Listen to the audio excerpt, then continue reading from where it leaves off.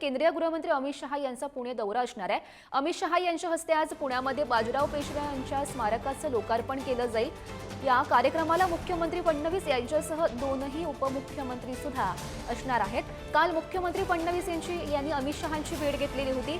नवनियुक्त प्रदेशाध्यक्ष रवींद्र चव्हाण आणि मुरलीधर मोहोळ यांनी सुद्धा अमित शहांची भेट घेतलेली होती। तर मध्यरात्री चारही नेत्यांची बैठक झाल्याची माहिती सुद्धा समोर येते आहे। महापालिका निवडणुकीच्या रणनीतीवर या सगळ्या नेत्यांमध्ये अमित शहांची चर्चा झाली अशीही प्राथमिक माहिती मिळते। आणि या संदर्भात अधिकची माहिती जाणून घेऊयात। आमचे प्रतिनिधी ज्ञानेश्वर चौतमल आपल्यासोबत आहेत। ज्ञानेश्वर, अमित शहा यांचा हा पुणे दौरा आहे, नेमकं काय स्वरूप असेल त्यांच्या दौऱ्याचं? काल मध्यरात्री अमित शहा हे पुणे दौऱ्यावर आलेले आहेत। ते एका खासगी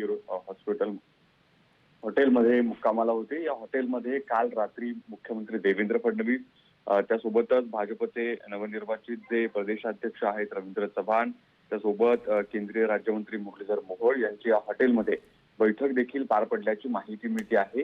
हिंदी भाषेच्या मुद्द्यावरती अमित शहांसोबत देवेंद्र फडणवीस यांनी चर्चा केल्याची देखील माहिती मिळते। आज दिवसभरात जे कार्यक्रम अमित शहा यांचे पुण्यामध्ये आहेत त्यातला पहिला कार्यक्रम साधारण 11 वाजता सुरू होईल। जो कार्यक्रम खडकवासला परिसरामध्ये आहे, जिथे थोरले बाजीराव पेशवे यांच्या पुतळ्याला अनावरण समारंभाचा तो कार्यक्रम आहे। त्यासोबत दुसरा कार्यक्रम जो आहे तो जयराज स्पोर्ट्स अँड कन्व्हेन्शन सेंटरचं उद्घाटन आहे। त्यासोबतच बाळासाहेब देवरस हॉस्पिटलचं उद्घाटन देखील अमित शहा यांच्या हस्ते दुपारी 2 वाजता होणार आहे। आणि त्यानंतर अन्य काही महत्वाचे 2 कार्यक्रम पुण्यामध्ये पार पडतील आणि संध्याकाळी 5च्या दरम्यान अमित शहा हे दिल्लीच्या दिशेने रवाना होणार आहेत।